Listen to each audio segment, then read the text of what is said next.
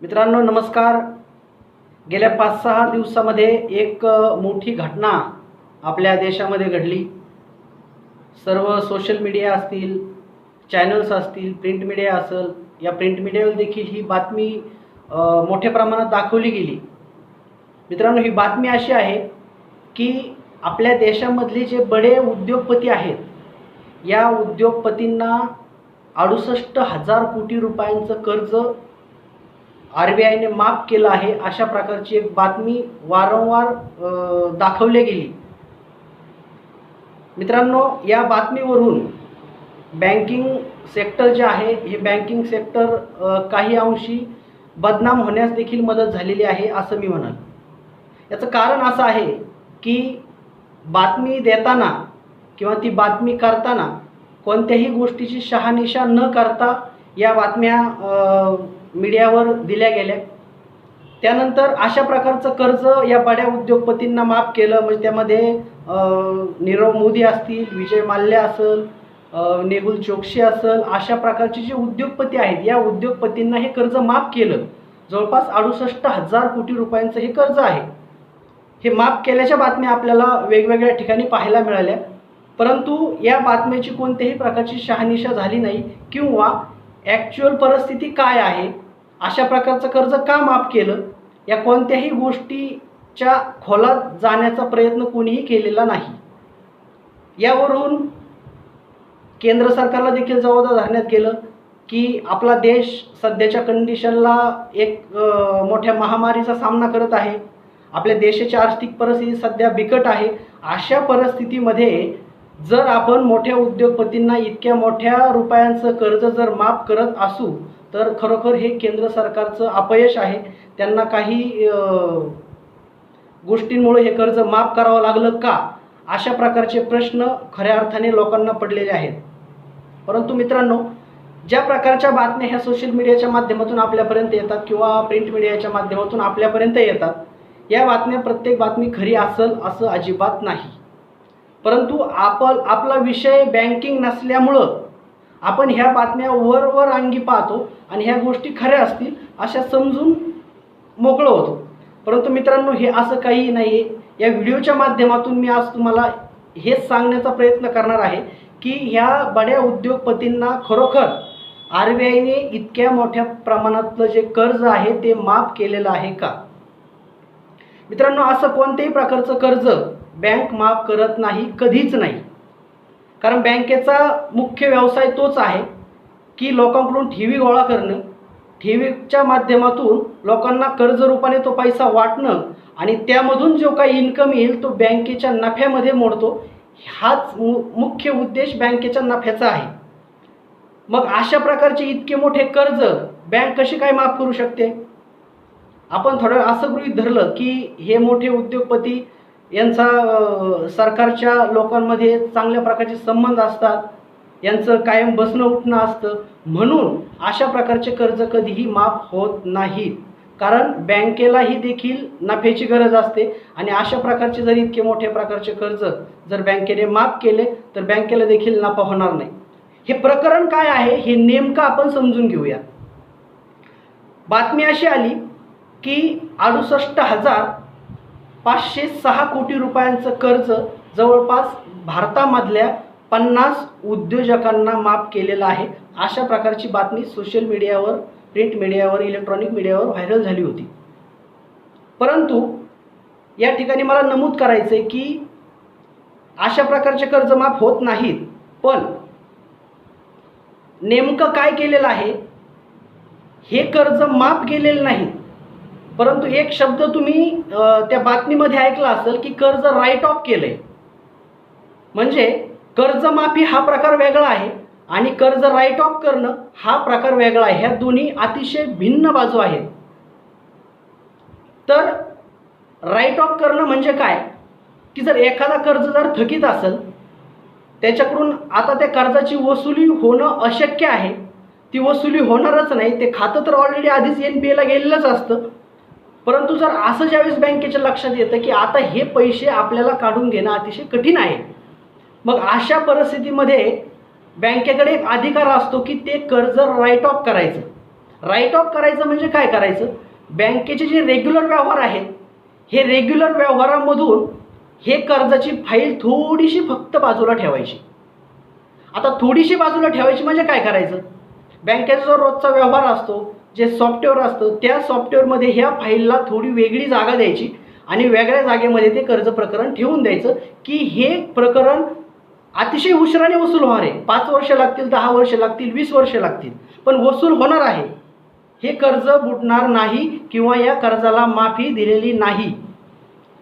मग हे प्रकरण बाजूला ठेवून बँक काय साध्य करते की आत्ता जे बँकेचं व्यवहार चालू आहे ह्या व्यवहारामधून ही फाईल थोडीशी बाजूला ठेवायची आणि बाजूला ठेवल्यानंतर बँकेचं जे ऑडिट होतं त्या ऑडिटमध्ये ह्या फाईलीला, जी कर्ज प्रकरणाची फाईल आहे ही फाईल फक्त की राईट ऑफमध्ये टाकलेली आहे. म्हणजे काय की या फाईलचं, या कर्ज फाईलचं वसुली होणार आहे परंतु ती उशिरा होणार आहे.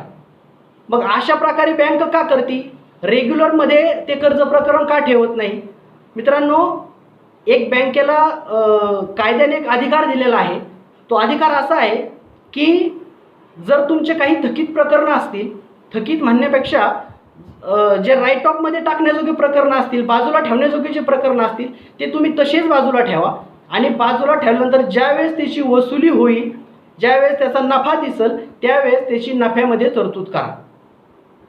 आता या ठिकाणी आणखी एक प्रश्न आपल्याला निर्माण होईल की हे नंतर का नफ्यामध्ये त्याची तरतूद करायची, आत्ता का करायची नाही. मित्रांनो, दरवर्षी ऑडिट करत असताना बँकेला काही शासनाला टॅक्सेस भरावे लागतात. ह्या टॅक्सेसमध्ये ही कर्ज प्रकरणाची फाईल ही तोट्यामध्ये दिसते आणि हा तोटा ज्यावेळेस आपल्याला भरून काढायचा आहे तो आत्ता तर काय भरता येणं शक्य नाही, याला भरपूर कालावधी लागणार आहे आणि त्याच्यावरचे टॅक्सेस असतात, हे टॅक्सेस मात्र बँकांना भरावे लागतात. मग अशा प्रकारचा एक कायदा निर्माण केला की अशा प्रकारच्या ज्या फाईल आहेत ते तुम्ही राईट ऑफमध्ये टाका, म्हणजे थोड्याशा फक्त बाजूला ठेवा आणि तुमच्या पद्धतीने निवांत वसुली होऊ द्या. ज्यावेळेस त्याची वसुली होईल त्यावेळेस तुम्ही ते नफ्यामध्ये घेऊ शकता. आता अशा प्रकारच्या फाईल आहेत, ह्या फाईल बाजूला टाकल्याने काय होतं, बँकेचा जो नफा आहे तो बँकेचा नफा वाढतो आणि जर अशा प्रकारच्या फाईल जर तशाच ठेवल्या, त्या ऑडिटमध्ये दाखवल्या तर बँकेला जे टॅक्सेस भरावे लागतात ते टॅक्सेस तर भरावेच लागतील. परिणामी जे कर्ज आहे ते कर्ज तर मात्र वसूल झालेलं नाही आणि त्याचा टॅक्स मात्र भरलेला गेलेला आहे. मग बँकेचा नफा हा कमी होतो. नफा कमी झाल्यामुळं बँकेचे जे शेअर्स आहेत ते शेअर्स देखील हळूहळू कमी व्हायला लागतात. त्यामुळे बँक तोट्यात दिसते. ॲक्च्युली बँक फायद्यात असते, मात्र ऑडिटच्या रिपोर्टमध्ये दिसताना ती तोट्यामध्ये दिसते. त्यामुळं अशा प्रकारचे जे कर्ज आहेत, असे कर्ज हे राईट ऑफमध्ये टाकलेले जातात. त्यांना कोणत्याही प्रकारची कर्जमाफी दिली जात नाही. हे कर्ज कालांतराने वसूल करावे लागतात. त्यामुळं मला एक ह्या ठिकाणी गोष्ट सांगायची आहे की कर्जमाफी हा प्रकार अतिशय वेगळा आहे आणि कर्ज राईट ऑफमध्ये टाकणं हा प्रकार अतिशय वेगळा आहे. ह्या दोन्ही अतिशय वेगळ्या गोष्टी आहेत. त्यामुळं माध्यमांनी जो बँकांच्या बाबतीमध्ये जो संभ्रम निर्माण केला होता की अशा प्रकारचे कर्ज माफ झालेले आहेत, अशा उद्योगपतींना मोठ्या प्रकारे सूट दिलेली आहे, हे दादांत खोटं आहे. याच्यामध्ये कोणत्याही प्रकारचं तथ्य नाही. परंतु अशा प्रकारच्या बातम्या लोकांपर्यंत जाऊन, अशा प्रकारची जी चुकीच्या गोष्टी लोकांपर्यंत जाऊन लोकांमध्ये एक संभ्रम निर्माण होण्याचा प्रयत्न होतो. त्यामुळं माझी विनंती आहे माध्यमांना देखील की अशा प्रकरणाच्या खोलामध्ये जाऊन याची शहानिशा करून अशा प्रकारच्या बातम्या आपण माध्यमांतून लोकांपर्यंत पोहोचवणं गरजेचं आहे. मित्रांनो, आणखी एक गोष्ट अशी की या अशा प्रकारच्या राईट ऑफच्या केसेसमधून काही प्रश्न देखील आपल्याला निर्माण होतात. या प्रश्नाची देखील मी या ठिकाणी थोडीशी उकल करण्याचा प्रयत्न करणार आहे. आता प्रश्न असे आहेत की याला कर्जमाफी म्हणायचं का, तर अजिबात नाही. मी सुरुवातीला सांगितलं ही कर्जमाफी अजिबात होत नाही. राईट ऑफ हा प्रकार वेगळा आहे. कर्जमाफी म्हणजे पूर्णतः कर्जमाफीच. त्याच्यामध्ये कर्जदार हा बँकेला कोणत्याही प्रकारचं 1 रुपयाचं देणं राहत नाही आणि बँक देखील कर्जदाराला ते पैसे मागू शकत नाही. ही झाली पूर्ण कर्जमाफी.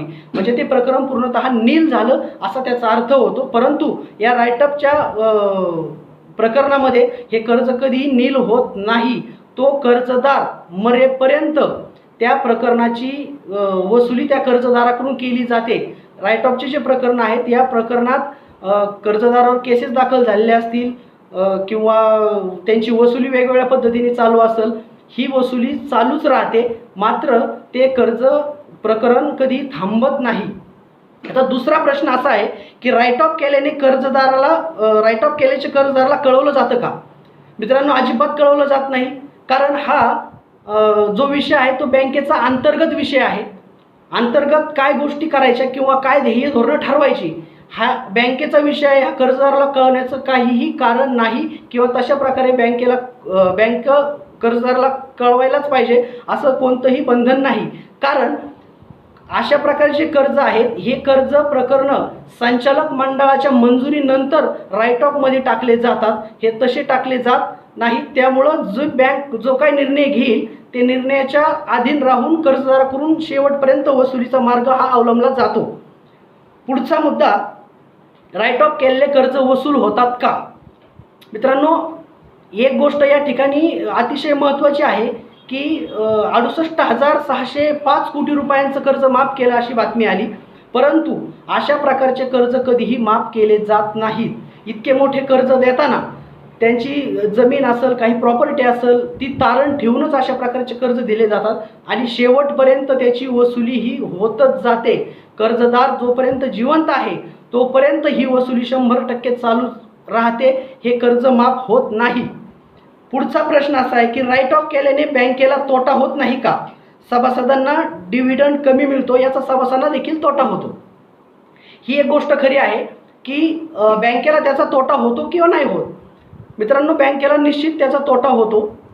हा तोटा नंतर ज्यावेळेस ते कर्ज वसूल होईल किंवा त्या प्रॉपर्टी ज्यावेळेस लिलाव होऊन ती प्रॉपर्टी ज्यावेळेस बँकेच्या ताब्यामध्ये येईल त्यावेळेस तो बँकेचा नफाच होतो. परंतु या ठिकाणी आणखी मुद्दा असा आहे की सभासदांना डिव्हिडंड जो आपण वाटतो हा डिव्हिडंड निश्चित प्रकारे कमी होतो, परंतु बँकेच्या प्रोव्हिजन वेगवेगळ्या असतातच.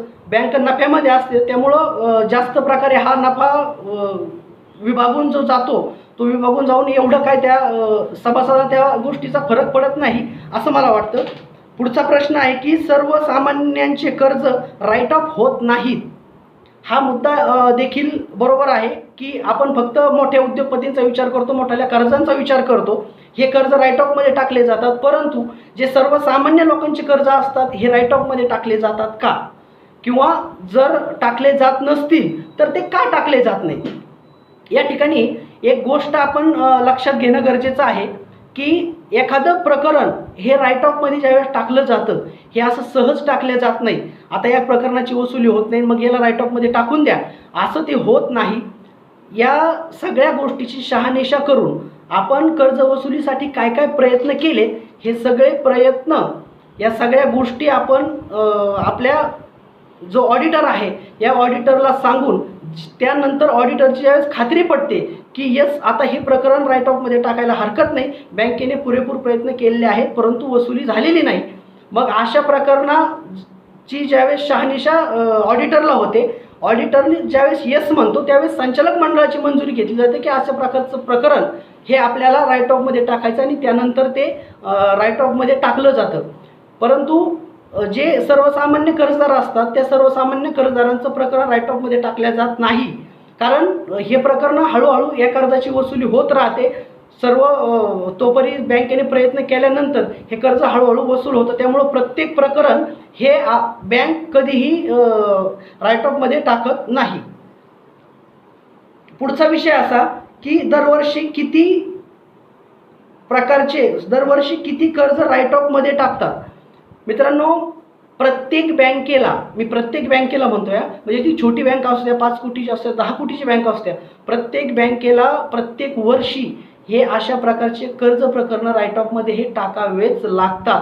म्हणजे जवळपास 50-60 कोटी रुपयांचे कर्ज दरवर्षी बँक अशा प्रकारचे राईट ऑफमध्ये टाकते. आणि एक मुद्दा मगाशी माझ्याकडून बोलायचा राहिला की अशा प्रकारचा जो अधिकार आहे बँकांना, तर तो अधिकार हा RBIने दिलेला आहे. मध्यंतरीच्या काळामध्ये काही याचिका हायकोर्टामध्ये दाखल झाल्या होत्या, परंतु हायकोर्टाने देखील हेच सांगितलं की बँकांना तो अधिकार दिलेला आहे, त्यामुळं ते प्रकरणं त्यांनी राईट ऑफमध्ये टाकायची किंवा त्याची वसुली कशाप्रकारे करायची हा संपूर्ण अधिकार हा त्या बँकेचा आहे. म्हणजे माध्यमामध्ये ज्या बातम्या आल्या होत्या की RBIने कर्जमाफी केली, तर ती RBIने कर्जमाफी केलेली नाही, तर ती कर्ज जे कर्ज राईट ऑफमध्ये टाकलं हे बँकांनी टाकलं होतं. याच्यामध्ये RBIचा कोणताही देखील रोल नाही, कारण तशा प्रकारचे अधिकार हे RBIने बँकांना दिलेले आहेत.